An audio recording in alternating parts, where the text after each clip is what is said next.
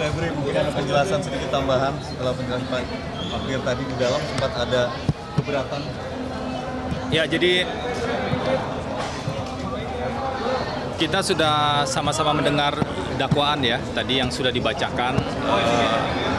Meskipun kami mencatat banyak sekali persoalan dalam proses ataupun isi dakwaan tadi, tapi secara profesional izinkan kami menyampaikan juga kami menghargai pelaksanaan tugas yang dilakukan oleh JPU KPK tadi. Makanya kami mendengar dakwaan dan kita semua menyimak dengan baik.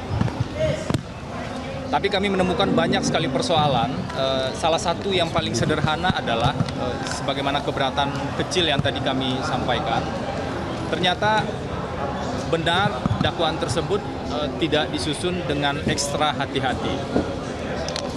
Salah satu pasal yang paling penting yang didakwakan pada dakwaan ke-1 ternyata salah menggunakan undang-undang. Seharusnya menggunakan pasal 65 KUHP, tapi yang ditulis di dakwaan adalah pasal 65 KUHP. Meskipun ini hanya satu huruf, tapi perbedaan pengaturannya sangat luar biasa. Pasal 65 KUHP yang ditulis di dakwaan sebenarnya adalah hak dari tersangka dan terdakwa untuk mengajukan saksi atau ahli yang meringankan. Dan justru pasal inilah yang kemarin dilanggar dan tidak dilaksanakan oleh KPK ketika kami, tim kuasa hukum pada saat proses penyidikan, itu mengajukan ahli yang meringankan. Jadi pasal itu diabaikan, tidak dilaksanakan demi mempercepat proses pelimpahan perkara. Nah sekarang justru pasal itu yang salah tulis begitu. Nah itu catatan kami tentu saja yang pertama. Dan yang kedua, kami menemukan inkonsistensi. Jadi teman-teman semua, dalam perkara ini ada 3 dakwaan sebenarnya.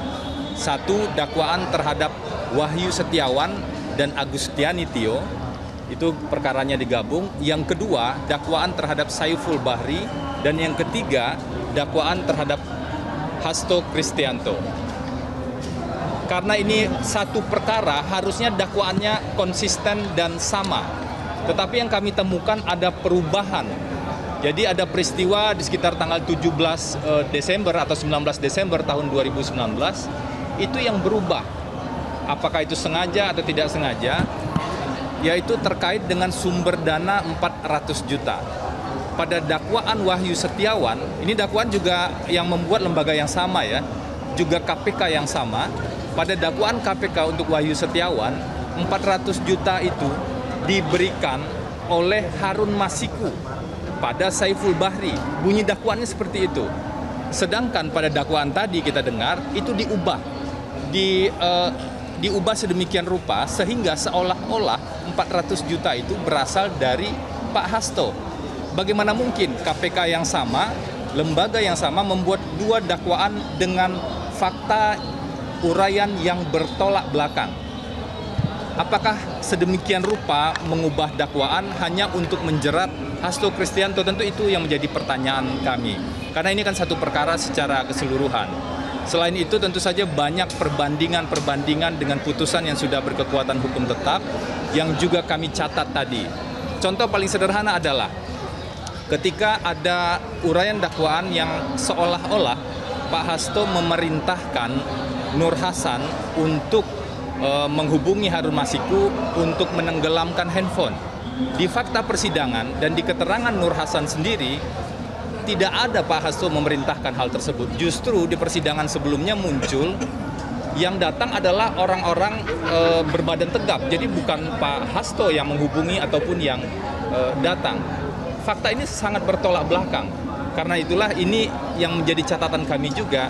Apa sebenarnya maksud di balik dakwaan itu sehingga sedemikian rupa memutarbalikkan fakta hukum yang sudah muncul di proses persidangan. Selain itu yang juga menjadi catatan kami, pasal 21 ini kan obstruction of justice yang ranahnya mulai dari penyidikan, penuntutan, dan persidangan. Tetapi tadi ada peristiwa sebelum sprindik terbit, sebelum penyidikan dimulai, itu sudah dikategorikan sebagai obstruction of justice. Jadi ada tafsir yang salah kaprah terhadap pasal 21 Undang-Undang Tipikor ini. Nah, ini tentu akan kami masukkan. Jelajahi cara baru mendapatkan informasi. Download Metro TV Extend sekarang.